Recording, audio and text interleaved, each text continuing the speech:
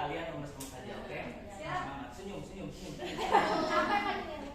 Assalamualaikum warahmatullahi wabarakatuh.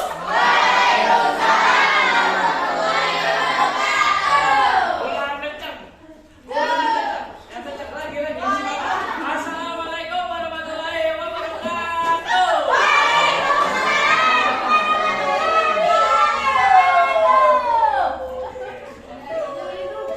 Kita tutup nanti pelajaran terakhir ini kita harus semangat, jadi nggak boleh lembek-lembek aja ya.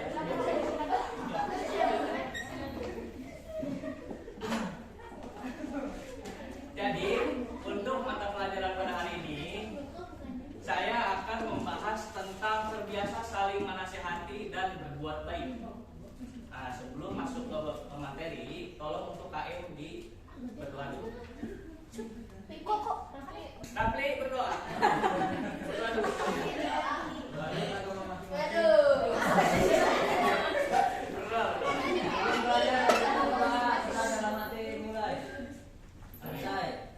Oke, terima kasih Kang Rafli.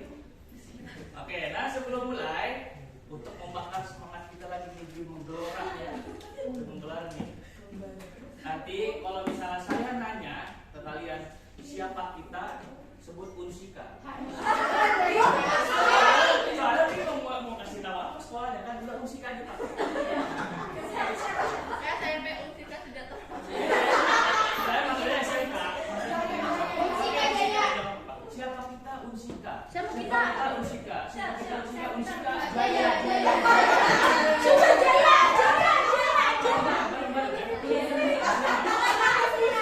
Harus semangat. Siapa kita? Unsika. Siapa kita? Unsika. Siapa kita? Unsika.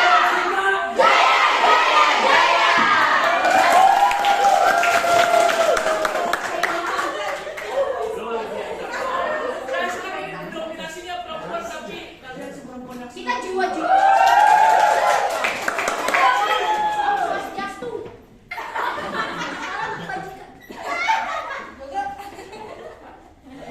Oke, sebelum masuk ke ini, saya minta satu orang untuk menyebutkan apa sih contoh-contoh hal yang terkait dengan judul terbiasa saling menasihati dan berbuat baik. Contohnya apa?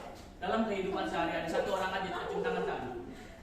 Apa? Untuk Salma apa? Menolong teman, berbuat baik, menasehati teman yang salah untuk ke jalan yang benar. Berbuat baik itu menolong, memberi.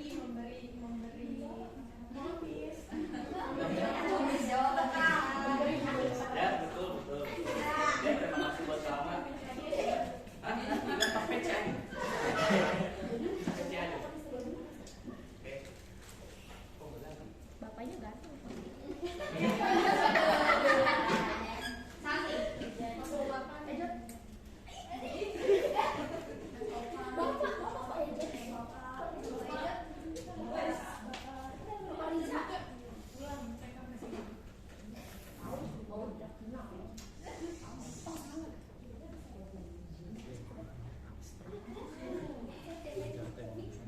Oke. Santai dulu, tenang. Jadi sebelum kita mulai ke ini, di sini ada 3 materi dasar dari materi hari ini ya, mata pelajaran hari ini. Jadi sebelum mulai, saya mau bagi kelompok karena saya hari ini nggak pengen kalian itu belajar cuma kayak bikin ngantuk, diam-diam, ngelamun doang. Saya mau bikin 2 kelompok yang berisikan maksimal 5 orang. 5 orang cuma 2 kelompok aja. Kalian nanti karena di sini ada 2 surat. Yang pertama ada Quran surat Al-Luqman dan Al-Baqarah. Nanti saya dijelaskan untuk bermain drama di depan. Oke. Drama singkat, jadi nggak usah drama panjang-panjang. Kalian contohnya punya temen yang julid. Contohnya 5 orang nih, 2 orang ini julid. Ngobrol nih, itu kupingnya mau. Julid nih, gitu kan? Julid contohnya, 2 orang itu julid. Iya, gue juga ngerasain kakinya juga bau kok. Terus datang 3 orang ini nasehatin. Lu nggak boleh kayak gitu dia orang, bisa nasehatin. Kalau kayak gitu itu hal yang nggak baik. baik. Nah kayak gitu contohnya peran singkat aja. Jadi nggak usah terlalu panjang, nggak harus lebih dari 5 menit. Kalian mendemonstrasikan atau berdrama di depan sesuai nanti dari dalil. Jadi kalian itu berperan berdrama itu dari dalil Qurannya, lalu ada asbabun nuzul dan tafsir Quran. Jadi biar kalian ketika nanti setelah drama dan menerapkan hasilnya di rumah atau di luar di sosial, kalian punya dalil atau landasan dasar dari Quran. Jadi saya akan kasih untuk 2 kelompok kertas, tulis nama kelompoknya, lalu kalian berdiskusi terlebih dahulu. Judulnya apa, temanya, contohnya Ibu Juli itu apa gitu ya. Siapa yang mau? Untuk 5 orang berarti 10 orang.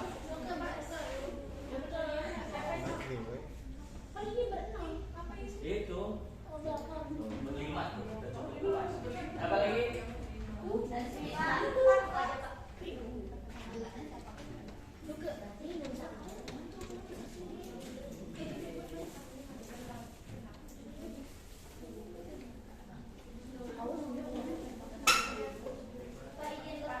Ya. Kan itu ada surat Al-Quran ya Pak. Semuanya sama itu setiap kelompok. Pilih salah satu. Jadi nggak boleh sama, kan ada 2 judul. Yang satu pilih Al-Luqman, yang satu pilih Al-Baqarah. Gitu. Jadi sambil kalian berdiskusi, bisa kalian sambil menyimak karena saya juga di sini tidak akan membahas secara rinci. Jadi secara singkatnya, secara simpulnya aja. Dan di sini ada dalil Quran surat Luqman ayat 13 sampai 14. Yang memiliki arti atau terjemah, dan ingatlah ketika Luqman berkata kepada anaknya. Cerita Luqman kepada anaknya yang dibawa ke pasar itu, naik keledai. Tahu. Diturunin bapaknya kan. Salah juga. Nggak dinaikin dua-duanya, salah juga. Dinaikin dua-duanya salah juga. Nah, gitu. Ngerti kan? Ngerti. Dan ingatlah ketika Luqman berkata kepada anaknya ketika memberi pelajaran kepadanya, wahai anakku, janganlah engkau mempersekutukan Allah sehingga sesungguhnya persekutuan Allah adalah benar-benar kezaliman yang besar. Lalu dan kami perintahkan kepada manusia agar berbuat baik kepada kedua orang tuanya. Ibunya telah mengandungnya dalam keadaan lemah dan bertambah-tambah dan menyapinya dalam usia 2 tahun. Bersyukurlah kepadamu dan kepada kedua orang tuamu, hanya kepada aku kembali. Ini artinya. Lalu ini yang Al-Baqarah. Jadi saya udah susun materinya dari awal, dari dalil, asbabun nuzul sampai ke tafsir itu untuk sekadar kalian.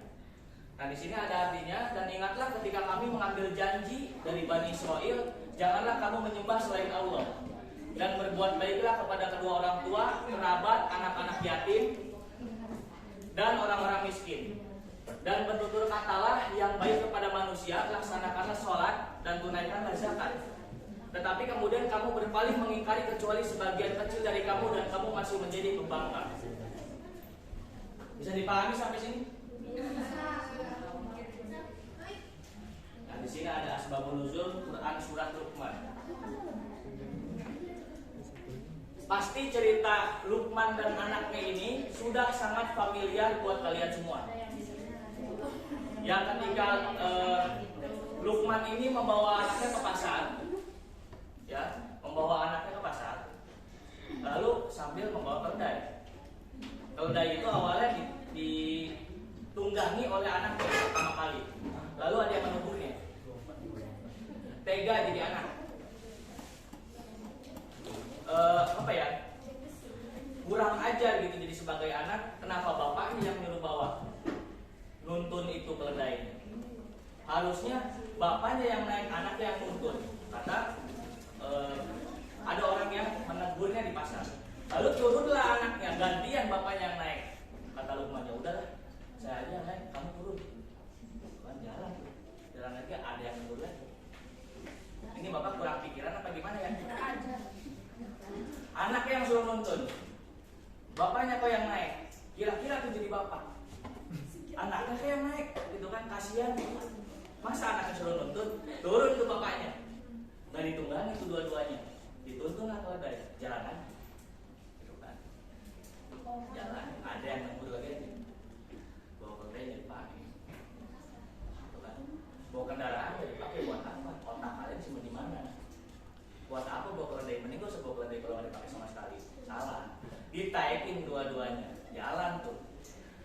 Luqman sama anaknya itu dewasa. Disinggung lagi oleh orang-orang dewasa. Otak kalian di mana? Gitu kan?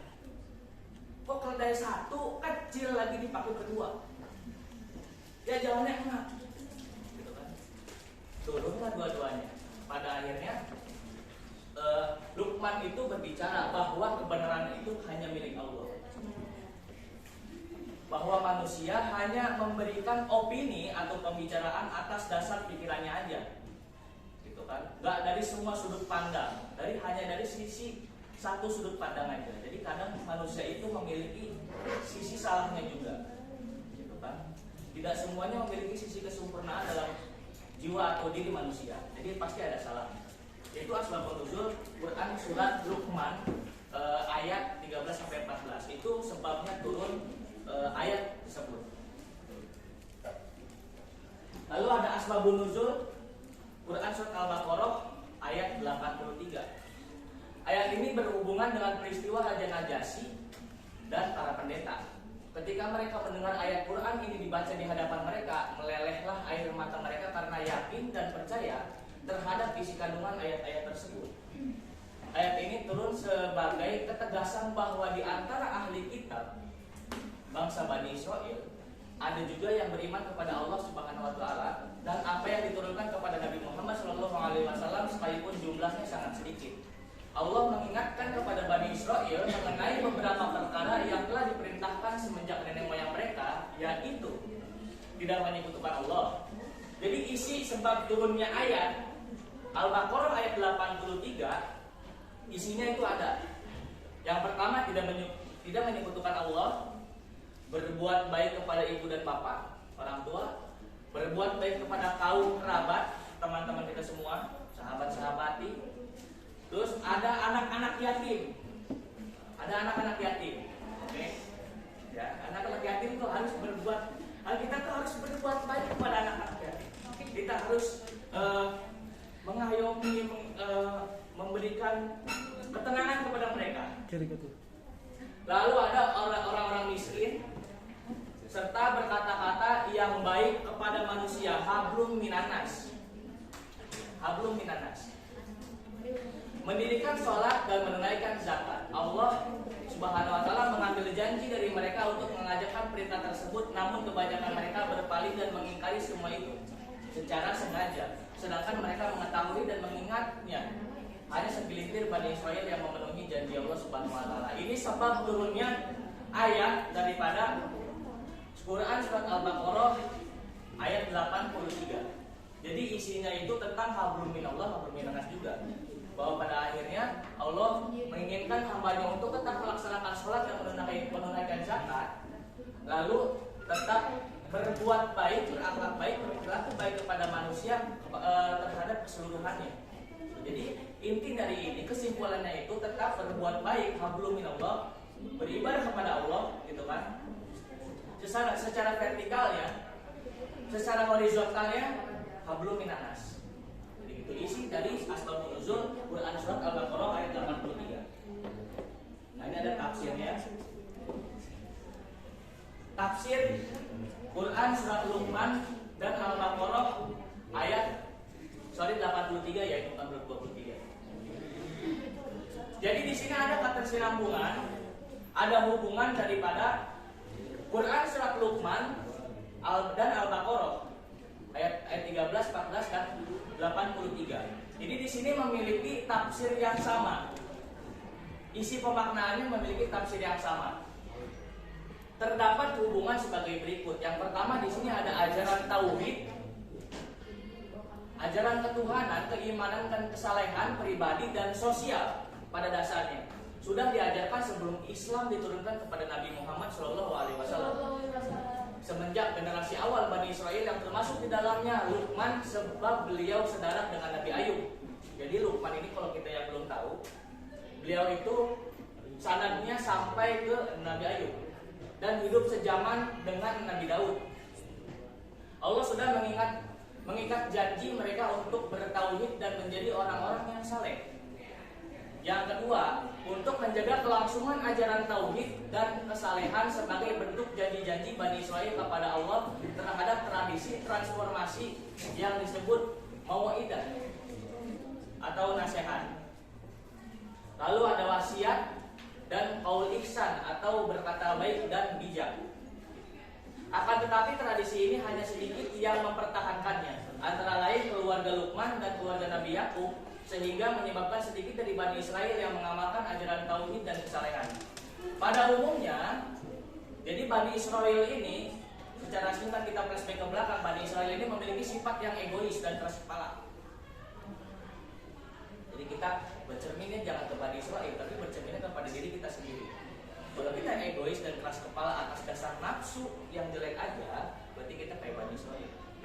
Bani Israil itu, kalau yang kita kenal sekarang adalah kaum Yahudi. Karena sikap mereka itu bertolak belakang dengan sikap orang yang bertauhid dan saleh maupun sosialnya, secara pribadi maupun sosialnya. Mereka mengaku-ngaku sebagai bangsa yang paling baik dibandingkan dengan bangsa-bangsa lain di dunia. Ini udah campur aduk komplikasi penyakitnya. Jadi kaum Bani Israil ini sengaja Allah ciptakan untuk menjadikan pembelajaran kepada umat yang akan datang. Yang pertama egois, yang kedua ada keras kepala, lalu ada bertolak belakang dengan sikap yang bertauhid. Terus ada juga dia mengakui dirinya adalah orang yang paling baik dibandingkan bangsa-bangsa yang lainnya atau orang-orang yang lainnya, individu-individu yang lainnya. Mereka juga dikenal dengan ambisius untuk mewujudkan segala apa yang diinginkannya tanpa mengindahkan kepentingan pihak lain. Rakus, gitu kan? Kayak para rezim yang gak peduli sama rakyatnya yang kita korupsi. Oke? Itu orang-orang rezim atau pemerintah ataupun diri kita sendiri yang memakan hak lain untuk kepentingan pribadi, ya ini sifat. Gitu. Ya ini sifatnya.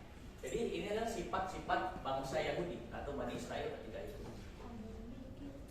Hanya sosok seperti Luqman lah yang mempunyai ketegasan, bukan egois dan keras kepala, sekalipun orang lain menggunjingnya. Sebab keputusannya didasari oleh prinsip tauhid dan berlatih menjadi pribadi yang saleh. Allah Subhanahu wa taala menyebut kisah Luqman dengan anaknya serta mengambil sumpah Bani Israil yang mereka langgar sendiri memiliki maksud agar umat Islam mengambil contoh yang baik dari apa yang dilakukan oleh Luqman dan kelompok kecil Bani Israil dan ahli kitab yang benar-benar beriman. Sebaliknya umat Islam jangan meniru sikap buruk mayoritas Bani Israil. Jangan meniru sikap buruk, gitu ya. Karakter buruk daripada Bani Israil yang egois serta keras kepala yang menolak nasihat, wasiat dan ujaran kebajikan dari orang lain. Kita kan ini kan nanti lulus gitu kan. Kita kan punya basic anak STM nih. Punya basic anak STM. Saya kenal kalian bahwa kalian itu anak STM. Jadi ketika kalian lulus, kalian harus mempunyai sifat-sifat yang baik hati, karena itu pun akan menguntungkan kalian dari segi apapun, gitu kan? Dari materi-materi sebelumnya kayak kalian diajarkan untuk jujur, gitu kan? Nah ini salah satu kesinambungan dari materi tersebut. Jadi kita juga akan menjadi pribadi yang lebih baik dan menguntungkan untuk diri kita pribadi, khususnya umumnya untuk orang lain. Pada kita keluar dari sekolah nanti, gitu. Paham ya? Paham nih kalau kecepatan. Kalau misalnya ada yang belum paham boleh ditanyain. Gimana? Buat dua kelompok ini sudah siap? Kalau udah siap boleh maju ke depan. Siapa dulu? Ayo.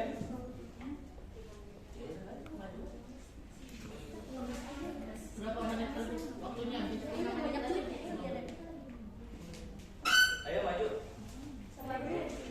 Singkat aja. Singkat aja nggak apa-apa. Nanti buat tim yang terbaik, nanti akan saya nilai. Tim yang terbaik akan saya berikan reward.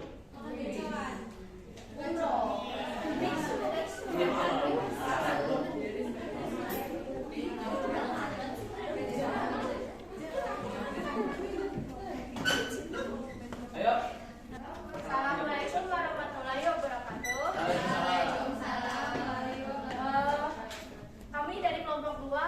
mempraktekkan tentang praktek memberi kepada sesama. Jadi di sini perannya saya sebagai pengemis,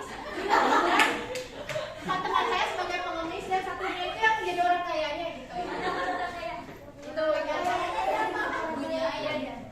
Jadi ceritanya kita pengemis. Pengemis aja. Ayo. Oh yaudah, anaknya orang kaya, berarti kita berdua pengemis. Bu, minta bu. Belum makan. Bu, minta bu. Bu, saya belum makan, bu. Sudah bu, bu, kebohongan. Mana minta bu. Makasih banyak bu, semoga Allah menggantikan yang banyak bu. Ibunya gimana sih? Dari mana? Nanti dia pesan dari ulang ya. Ini kurang briefing. 1, 2, 3. Ibu, ini ada yang mau diminta bantuan. Bu, minta bu. Belum makan bu, seminggu bu. Makasih adik saya lagi. Makasih banyak Neng. Semoga Allah memberi rezeki yang lebih banyak. Jadi itu teman-teman praktek kita. Udah pernah dong?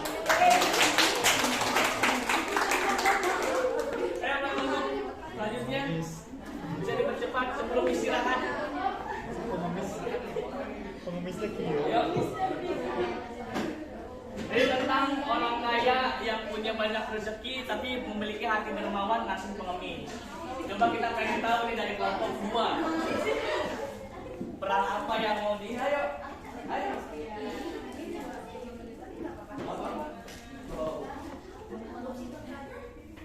Ayo.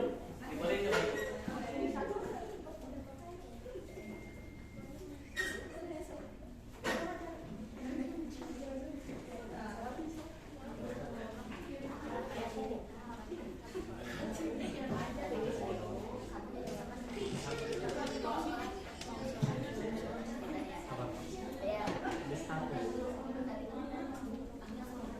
Itu mau di lagi ngupload. Oke, assalamualaikum teman-teman.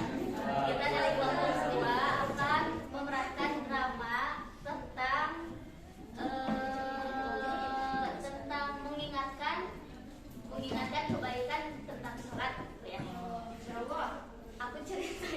Aku Rika ceritanya ya Allah nauzubillah, orang yang jarang sholat. Terus ada Putri sama Ati, ceritanya mereka tuh orang yang rajin sholat gitu di sekolah. Terus ada Rani sebagai ibu guru. Kayak ceritanya suatu ketika beristirahat datang krik krik krik krik krik. Terus si Putri sama si Ati cerita mau ke sekolah. Si Putri pas sih kayak salah.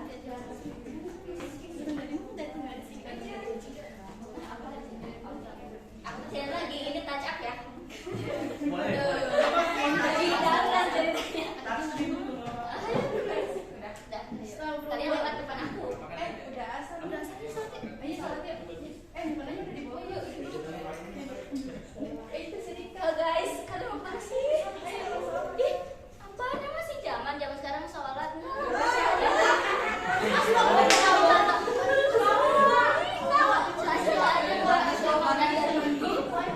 Sebentar, ini ada apa? Tadi yang satu ibu dengar yang berdua mau ngajak sholat, yang satu nggak mau sholat. Iya, Ibu. Kenapa?